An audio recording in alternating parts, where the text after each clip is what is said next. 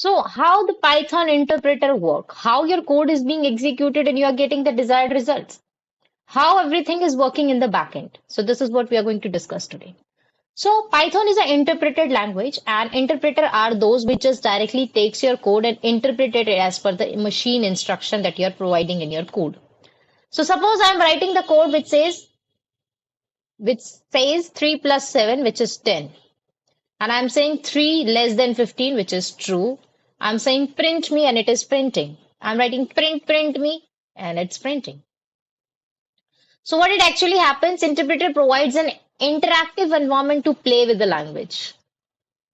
You just have to write down few keywords which is being used in that particular language and write down what you want it to execute and what is the desired output that you are expecting it to give you. If you are clear about all three things, then you can directly work on any interpreted language. Not only Python, R is also a language which is the interpreting language. You just need to write down few keywords, just like in this case, if you have seen that print me. Print is what? Print is a command that I am typing. Print is a keyword. And it's printing print me for me.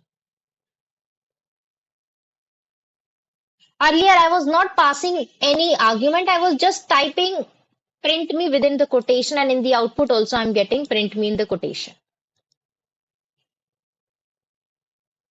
So that is how our Python interpreter works.